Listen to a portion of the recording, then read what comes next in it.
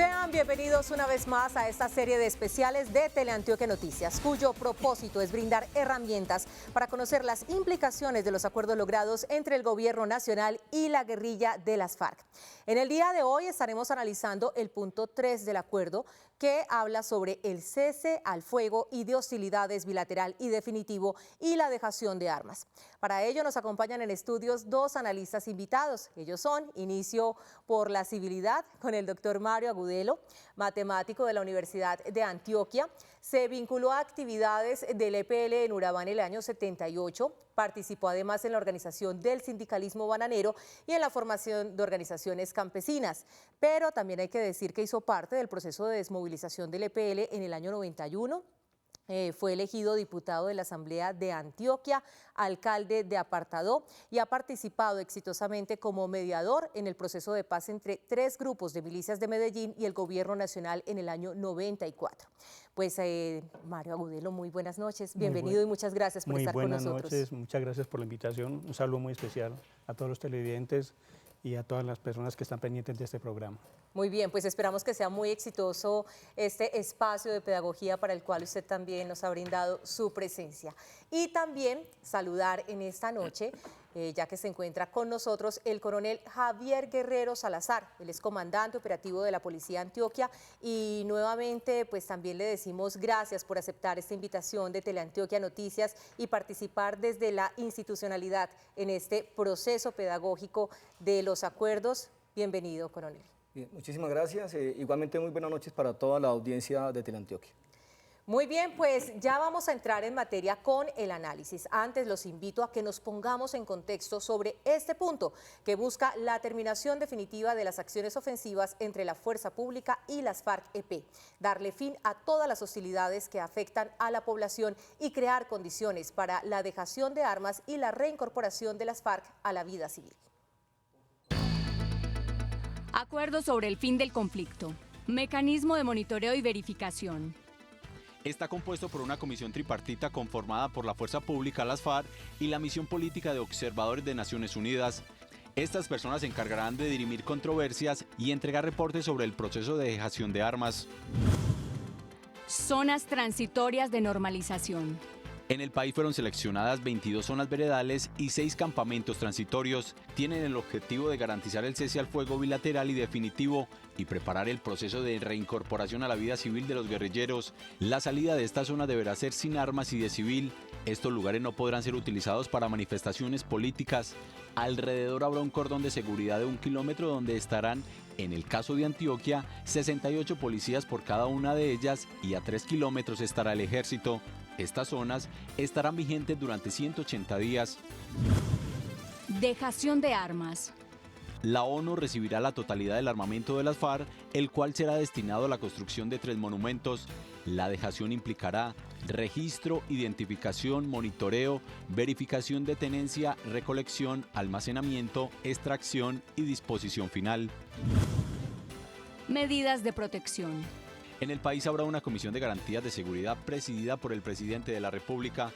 Hará seguimiento a la política pública y criminal para desmantelar organizaciones que amenacen la seguridad de defensores de derechos humanos, movimientos sociales y políticos. Asimismo, la Fiscalía tendrá la Unidad Especial de Investigación para el desmantelamiento de bandas criminales. Refrendación. El gobierno y las FARC acordaron someter el acuerdo a un mecanismo de refrendación por parte de la ciudadanía. El 2 de octubre se realizará el plebiscito por la paz. Reincorporación económica y social.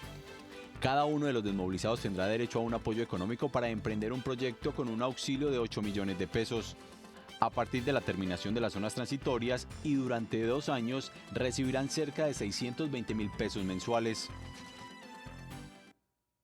Bueno, pues doctor Mario y televidentes, este es uno de los pocos puntos del acuerdo final que podemos decir ya se encuentra vigente y recordemos que el gobierno dio la orden de suspender todo tipo de acciones militares. Vamos a explicarle a la ciudadanía, a la teleaudiencia que nos acompaña, cómo funcionan esos mecanismos de monitoreo, de verificación, antes de la implementación de los acuerdos que están pendientes, además hay que decirlos, de ser aprobados a través del plebiscito el próximo 2 de octubre. El punto de partida es la concentración de los miembros de las FARC en las 23 zonas de ubicación. Estas zonas son zonas transitorias en las cuales, ante todo, la fuerza guerrillera se prepara para todo lo que va a ser su proceso de desmovilización y reincorporación a la vida civil. Inmediatamente se trasladen a estas zonas, allí empezará a operar el monitoreo por parte de la comunidad internacional, la ONU, que va a ser como el puente, porque hay que recordar que al interior de las zonas de ubicación va a estar el Estado, las autoridades civiles, más no las autoridades militares. La interlocución, el puente entre el gobierno nacional y los miembros de la guerrilla para resolver cualquier tipo de conflictos o dificultades que se presenten en el manejo de estas zonas se va a hacer a través de este mecanismo que es la comunidad internacional. No solamente van a estar pendientes de monitorear el comportamiento de los guerrilleros en estas zonas, sino que también van a empezar a hacer el trabajo de identificación de todos y cada uno de los miembros de las FARC, del armamento que poseen, y al día 100, recuerden, hay que recordar que esto es durante 6 meses. 6 meses, que empiezan a operar a partir del momento en que ingresen a los campamentos. ¿Que será después o antes del plebiscito? Después del plebiscito. Después del plebiscito. Inmediatamente se dé el plebiscito, empieza el traslado, pues lógicamente aspiramos a que el pueblo vote sí. Inmediatamente se empezará el traslado a estas zonas. Entonces verificarán que se cumpla con lo pactado en materia del manejo de estas zonas de ubicación, harán los censos correspondientes y a partir del día 150 empezarán a recibir el armamento que dejarán los combatientes. Ellos son los que lo van a recibir. Este armamento será utilizado para la construcción de 3 monumentos como símbolo de todo lo que es la reconciliación.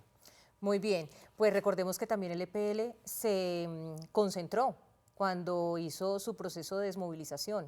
El EPL, y la característica del EPL fue distinta. El EPL se concentró fue en cabeceras de corregimientos, no fue en veredas. O sea, por ejemplo, nosotros en Urabá estuvimos en Pueblo Nuevo, en plena cabecera, que tiene una alta concentración de población, actividad económica y de transporte, y en el norte en labores.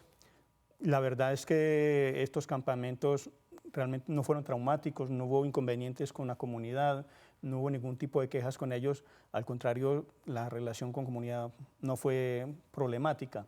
La única dificultad que tuvimos al no establecer unos anillos de seguridad por parte de la fuerza pública es que en algunos campamentos, en Labores, Antioquia y Puerto Giles, Santander, parte de la gente que no está de acuerdo con el proceso se desertó con armas, y en el caso de Campo Giles, Santander, fue el que dio origen al frente que hoy está activo y que estuvo comandando hasta hace poco Megateo.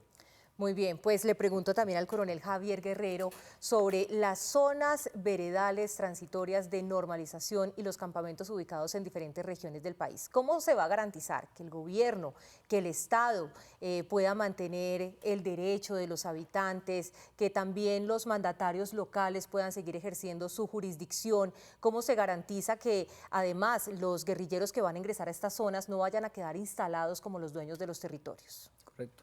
Pues la Policía Nacional ha creado una unidad especial para el acompañamiento de este proceso de paz. Nuestra unidad se llama UNIPEP y tiene 2 componentes. Uno es el personal que va a aportar su uniforme verde oliva, su uniforme de policía, y estarán en los puntos de ingreso hacia las zonas veredales. Y otro es un componente especializado de la Dirección de Protección y Servicios Especializados de la Policía, que estarán a cargo de los acompañamientos a la comisión tripartita. Este personal no portará armamento, no portará el uniforme característico de nuestra institución, y la verdad es que confiamos que con este esfuerzo que hace el Gobierno Nacional y hace la Policía, el Ministerio de Defensa, además de el aporte que tiene que hacer nuestro Ejército Nacional para cubrir unas zonas también que le fueron encomendados. Quiero recordar que todo esto es de común acuerdo y de monitoreo permanente y de verificación también del acompañamiento de la ONU. El ejército estará en una especie de unos anillos de seguridad. Después de esos anillos, entonces también vendrá el tema del acompañamiento de la policía, y la policía estará en unos puntos muy específicos y ya también definidos por todos los componentes pues, de este acuerdo, para que tanto el ingreso como la salida de las zonas sean debidamente controlados por la Policía Nacional. Allí hay la tranquilidad y hay la garantía para que los alcaldes ejerzan su labor, para que de ninguna manera pues, se vaya a ver torpedeado pues, el proceso democrático, y también obviamente eso considerará por hecho que las comunidades tanto que queden al interior de las zonas como las comunidades adyacentes y los mismos municipios que van a tener esta presencia se sientan en total tranquilidad y con el acompañamiento suficiente de nuestra fuerza pública. Muy bien, pues las zonas veredales transitorias y de normalización tienen el objeto de garantizar el cese al fuego y de hostilidades y obviamente iniciar con este proceso de reincorporación a la vida civil de los que serán en ese momento los excombatientes de las FARC, que deberán abandonar estos territorios sin armas y en la civilidad. En Antioquia serán 4 las zonas veredales y una campamentaria. Vamos con el siguiente informe de Gabriel Villa, que nos explica cuáles son esos puntos en el departamento de Antioquia. En Antioquia se designaron 4 zonas transitorias de normalización para la desmovilización de las FARC, 3 veredales y un punto campamentario.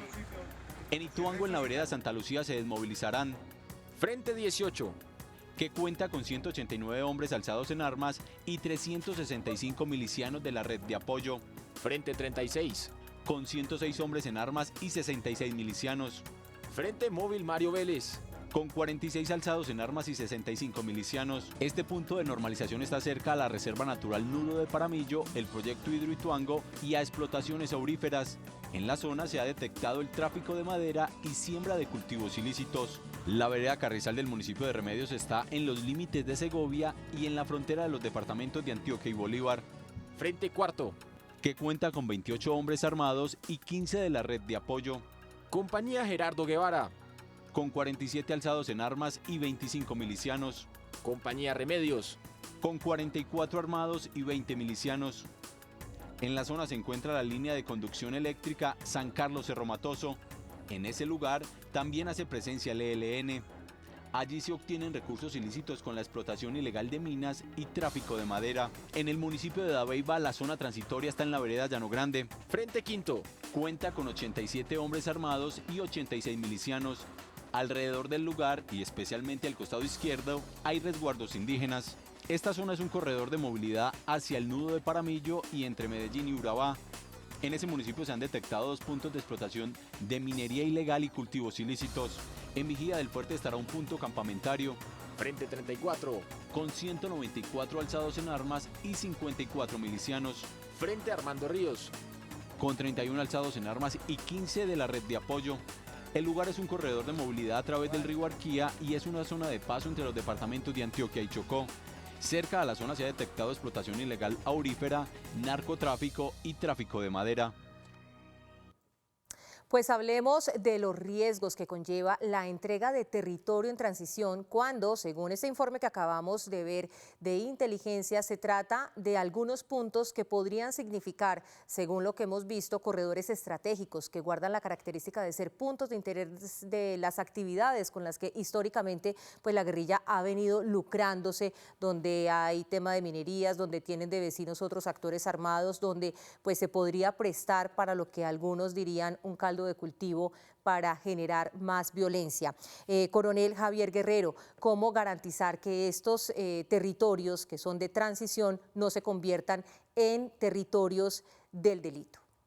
Sí, allí realmente hay un trabajo muy importante que tiene que hacer toda nuestra fuerza pública, todo el componente de fuerza pública, incluyendo a nuestra Armada Nacional, a la Fuerza Aérea, al Ejército Nacional y por supuesto toda la oferta institucional que tiene la policía. Allí, sin duda, habrán unos sacrificios. Hay que ser muy concretos también en la siguiente apreciación. Hay unas zonas, como las que acabaron de ver ahí en el informe, en donde no solamente las FARC son o eran las protagonistas pues, de algunos inconvenientes en materia de seguridad. Allí hay otros protagonistas, hay otros actores y seguramente van a permanecer.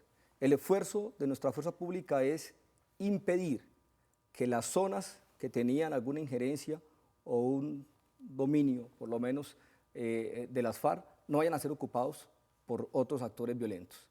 Entonces, nuestro gobierno, a través del Ministerio de Defensa y a través de los comandos generales de nuestras fuerzas militares y de policía, están haciendo ya también alguna planeación de ese servicio.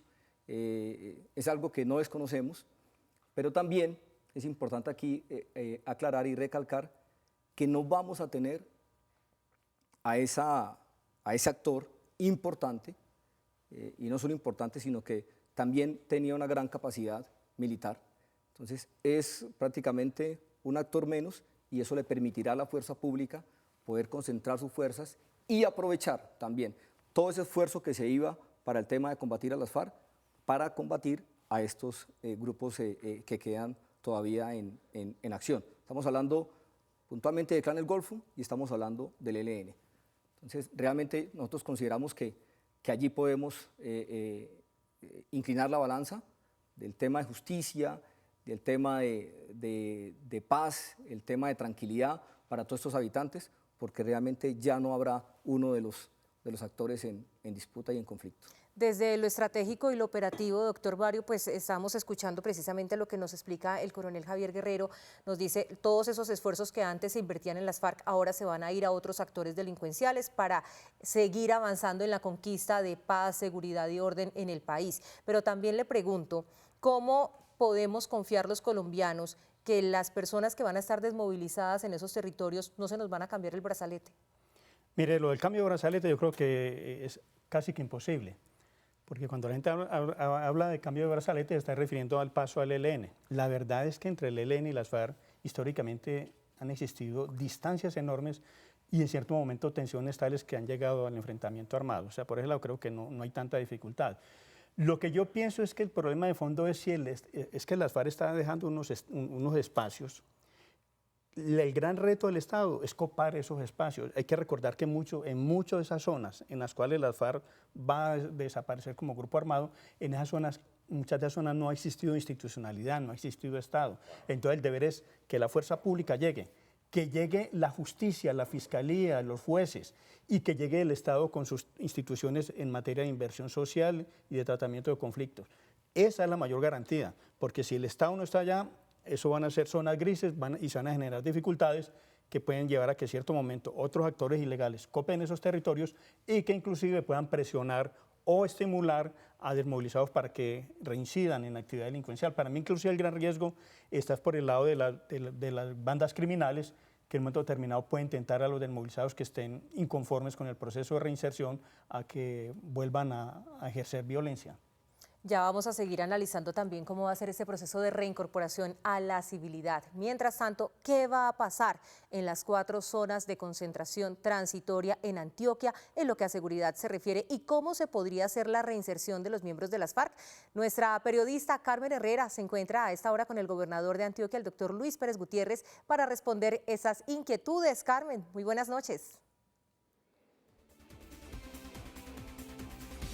Directora Televidentes, muy buenas noches. Sobre esos 2 aspectos puntuales del punto 3 del fin del conflicto del acuerdo firmado entre el Gobierno Nacional y las FARC, le preguntamos a esta hora de la noche al señor gobernador de Antioquia, Luis Pérez Gutiérrez. Bienvenido, gobernador. Y en ese punto 3, 2 aspectos, reinserción y zonas de concentración.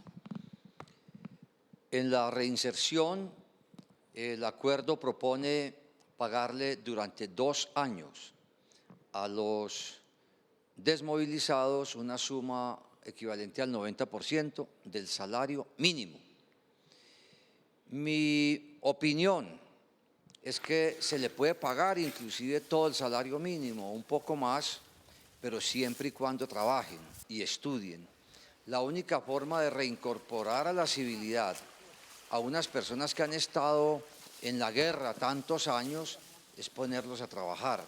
A mí no me parece adecuado que a un desmovilizado se le dé un dinero para que siga vagando y de pronto coja malas compañías o siga realizando actividades que no estén dentro de la legalidad. La tarea que tenemos los gobernantes y ojalá con el apoyo de los sectores productivos es que cada uno de los desmovilizados empiece a trabajar y ojalá también a estudiar, o si no, no va a haber ningún tipo de reincorporación a la civilidad. Ellos tienen que aprender a hacer cosas de construcción de sociedad y de fabricar país, de fabricar tejido social. Ese es, digamos, el primer tema. El segundo tema es que el Gobierno Nacional ha definido 24 municipios afectados por el tema de la desmovilización. En esos 24 municipios estamos haciendo un trabajo de seguridad y de convivencia. La tarea que nos hemos impuesto implica tener más de 1000 policías nuevos. Ya llegaron 550 aproximadamente, o sea, necesitamos que haya un número mayor de policías, se lo hemos pedido al señor presidente.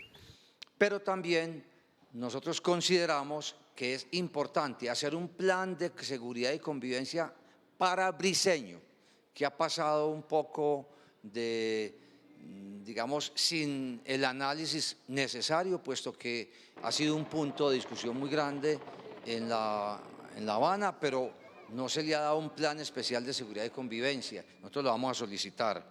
Gobernador de Antioquia, Luis Pérez Gutiérrez, le agradecemos por acompañarnos en este especial de pedagogía que estamos haciendo en Teleantioquia Noticias y que propone entonces estudio y trabajo para que haya una verdadera reinserción de guerrilleros de las FARC. Ustedes con más de este especial, muy buenas noches.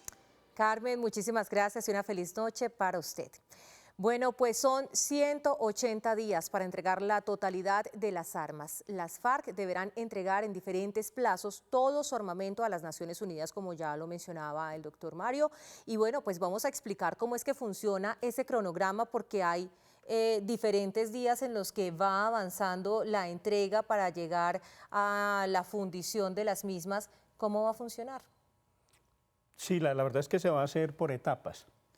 La idea y el punto de partida es la de, como decía ahora, la ubicación de los guerrilleros en estas zonas, ya es establecer como unos mecanismos de verificación por parte de las Naciones Unidas y sobre todo ir teniendo en cuenta dentro de ese cronograma no solamente las armas de los miembros de las que están concentrados en estas zonas, sino también de las milicias. Es decir, aquí también tiene que haber entrega de armas y la destrucción de otro tipo de armamentos como que poseen ellos, cierto tipo de bombas, granadas, etcétera, que también hace parte del arsenal. Es decir, es también un tratamiento especial para que esos arsenales se entreguen para que sean destruidos. Y en el caso de las armas, para que sean fundidas y al final del camino construir unos monumentos.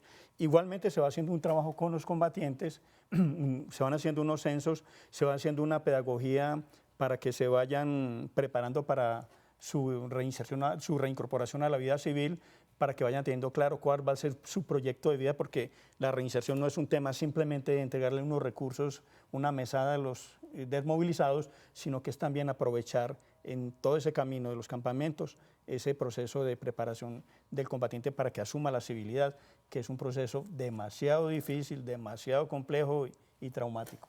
Hay que ver si 6 meses también serán espacio suficiente. Doctor Mario, le quiero recordar una anécdota, o que más bien usted nos ayuda a recordarla, de algo que pasó con el EPL cuando estaban también entregando las armas y elaborando un monumento para la fundición de las mismas, la última vida que se cobró por cuenta del proceso del EPL, que fue un cartucho que quedó en un arma. Sí, desafortunadamente por falta de manejo de las personas que estaban custodiando las armas, en este caso también se le entregó a la comunidad internacional, una de las armas se fue con un tiro en la recámara. Las armas fueron llevadas a una fábrica, fueron fundidas allí para luego hacer el monumento. Desafortunadamente, esta bala que estaba allí en la recámara, con el calor se disparó y mató a uno de los trabajadores de esta fábrica. Ese realmente fue el último muerto con las armas del EPL. Bueno, ahí está, para que no se nos repita la historia. Coronel Guerrero, los riesgos, cómo seguir blindando este proceso para evitar las infiltraciones de otras fuerzas, de problemas, de equivocaciones con la fuerza pública, porque igual, pues si hay cese al fuego con las FARC, se deben seguir operando, como usted lo manifestaba, contra otros grupos armados ilegales, y súmele que, como lo señalaba pues la nota que veíamos hace algunos instantes, hay zonas que tienen de vecinos a bandas criminales, y además porque recordemos también que hay momentos en los que la guerrilla de las FARC y del ELN han operado de manera conjunta. Sí, me llama la atención el tema de infiltraciones como uno de los riesgos pues, que podrían incluso tenerse en cuenta. Yo tengo para decir que de todos modos habrá que reconocer que las FARC son una organización que adicionalmente tienen una gran capacidad de mando y de dirección, y que por supuesto tienen unos niveles de disciplina que casi que se despliegan hasta el último de sus hombres. En alguna oportunidad escuché de una persona realmente muy estudiosa del tema, alguien de la fuerza pública, que lleva muchísimos años volviéndose experto pues, en este tema del grupo subversivo de la FARC.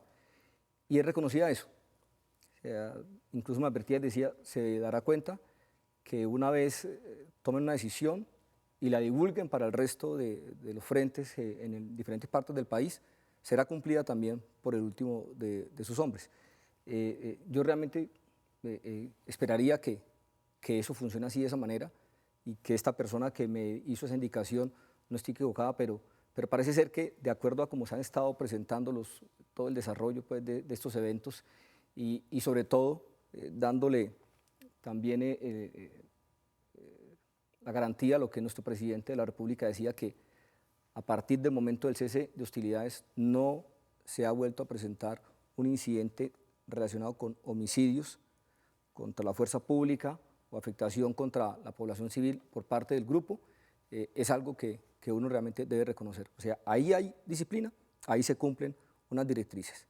Entonces, el grupo por lo menos tiene muy bien estructurado todo el tema de su mando y organización. Y el riesgo de todos modos, pues lo tenemos ahí latente, no solamente en las zonas rurales o las zonas que van a limitar con las zonas veredales ni los puntos también transitorios. El país, de todos modos, tiene una situación compleja en materia de orden público. Hay delincuencia común, hay delincuencia organizada, todavía está vigente el cáncer del narcotráfico y hay un grupo subversivo que todavía está al margen de la ley, y que confiaríamos que también llegara a este momento.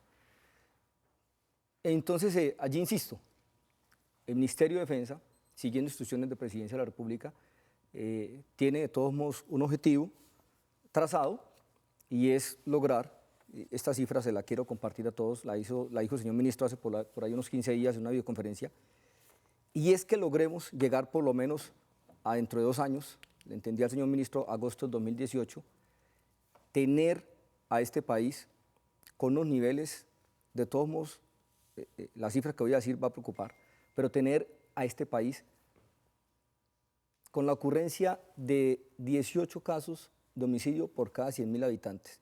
Esta cifra es ambiciosa y realmente es importante y genera un gran reto para la fuerza pública, porque es que hoy tenemos zonas de Colombia en donde se presentan a veces 40, 30 o 50 homicidios por 100.000 habitantes. Entonces, para eso nos estamos preparando. Tiene que haber un fortalecimiento de la fuerza pública, hay eso en desarrollo, eso está planificado. Y nosotros vamos a lograr también hacer unos procesos de intervención en las zonas que a mucha gente le preocupa, que van a ser dejadas por las FARC. Allí tenemos que hacer un trabajo adicional. Entonces, nosotros por lo menos estamos trabajando en una propuesta pues para todos los municipios, pero quisiera compartirle el tema de Ituango. Allí vamos a trasladar un componente adicional de policía, y cuando digo que con toda su oferta institucional es que allí tendrá que hacer presencia nuestra policía de infancia y adolescencia, nuestra policía que protege el medio ambiente, nuestro grupo de carabineros, y ellos van de la mano también de un tema que trabajan con mucha propiedad, que es el de los proyectos productivos. Tenemos que llegar a todas estas zonas. Ese esfuerzo lo vamos a hacer, lo vamos a dar, lo vamos a lograr también, por supuesto, pero realmente somos muy optimistas en que nuestro trabajo, conjuntamente con el de otras instituciones, y lo decía el doctor, y de la mano también de la parte social, de la mano de nuestro gobernador, de la mano de nuestros alcaldes, ¿ya? De la mano incluso de la Junta de Acción Comunal y de cada líder comunitario que esté presente allá en esas zonas rurales, nosotros tenemos que blindar justamente que allá no haya repetición otra vez de este tipo de problemas. Con más presencia del Estado. Pues bien, la entrega de armas y la reintegración hacen parte de los aspectos más destacados del fin del conflicto, tercer punto de los acuerdos de La Habana. Así lo señaló también el presidente del Senado, Mauricio Liscano. Para el presidente del Senado, uno de los aspectos más relevantes del fin del conflicto es que las FARC, una vez firmados los acuerdos el 26 de septiembre, van a entregar las armas. El 40% de las armas en los primeros 50 días el 30% siguiente en los siguientes 50 días y en los 150 días ya debieron haber entregado todas las armas. Otro de los componentes del tercer punto del acuerdo que destacó Mauricio Liscano es la reintegración a la sociedad de quienes dejen las armas. En ese orden de ideas el gobierno va a ofrecerles apoyo en algunos proyectos productivos que ellos presenten, hasta 8 millones de pesos si presentan el proyecto productivo, y les va a ayudar a que ellos se resocialicen y se puedan reintegrar. Nada diferente a lo que funciona hoy el sistema de reintegración y de resocialización en Colombia. El parlamentario explicó que una de las tareas que tendrá el gobierno nacional es la creación de una comisión de lucha frontal contra las bandas criminales para que no se recicle la guerra en Colombia, como ha ocurrido en otros procesos. El día 180 finalizará el funcionamiento de las zonas de concentración. ¿Qué pasará el día 181? Esa es una de las inquietudes que plantean los analistas sobre los riesgos que debe empezar a blindar ya mismo la implementación de los acuerdos. Los invito a ver el siguiente informe.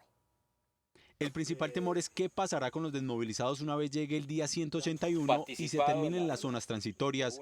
¿Cómo será el proceso de acompañamiento de cada persona? Ese día que dejen la última arma, entonces viene un dolor de cabeza para el Estado y para la propia FARC. ¿Dónde van a dormir? ¿Qué van a comer? ¿Dónde van a trabajar los guerrilleros? Y ahí se inicia el posconflicto. Como en el proceso que se llevó con las autodefensas, para León Valencia se debe tener un esquema de acompañamiento especial para los mandos medios. Hay que tener un cuidado especial con los mandos medios en ese proceso de fin del conflicto, porque para los mandos máximos de las FARC, para el secretariado, siempre hay un quehacer, la política. Para los combatientes siempre hay programas y propuestas, proyectos productivos, estarse en las zonas cultivando, moverse a las ciudades a estudiar, pero rara vez hay propuestas para los mandos medios. En el caso de las FARC se acordó que estas personas permanezcan en los territorios y su proceso de reinserción sea colectivo y no individual. Aquí vamos a hacerlo en el campo, esos van a seguir haciendo política, queremos que estén allá, las FARC tienen que, ya como movimiento político quiere controlarlos, es otra cosa. Y eso va a ser ensayado y tiene que ser ensayado con mucho tacto por parte del gobierno y por parte de las FARC. Según inteligencia militar y datos entregados por desmovilizados en el departamento de Antioquia, podrían entregar las armas cerca de 1.600 hombres de las FARC. En las zonas de normalización, los integrantes de las FARC iniciarán un proceso de reincorporación a la vida civil, ya lo hemos mencionado, en lo económico, en lo político, en lo social, y cada uno de los integrantes de las FARC recibirá una renta básica mensual durante 2 años de 620.000 pesos, derecho a una ayuda de 8 millones de pesos para emprender un proyecto productivo y 2 millones más al culminar las zonas veredales. La pregunta, doctor Mario, ¿son suficientes estas condiciones para ejercer un proceso de reincorporación y alcanzan los 6 meses para que la gente se prepare a cambiar el chip de su vida? No es suficiente como está planteado. Aquí depende, o sea, lo fundamental es cómo se maneje este asunto en los campamentos, en las zonas de ubicación.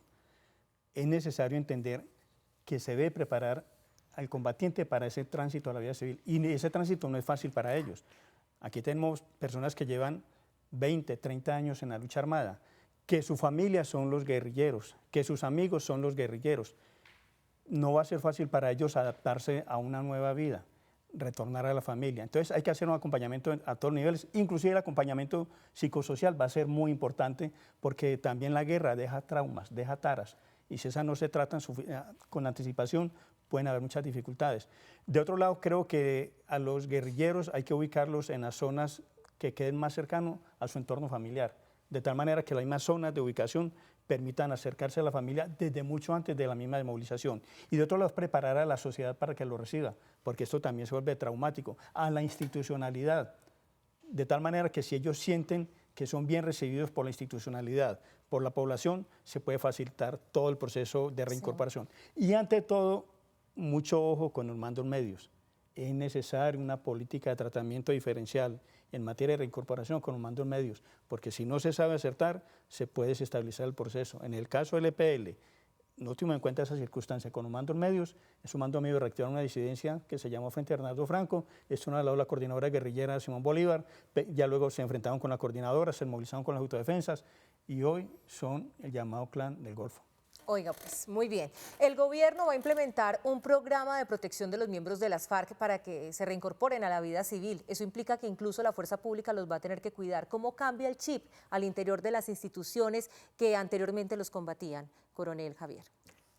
Pensaría que no habrá tal cambio de chip. Y realmente lo digo con la siguiente lógica.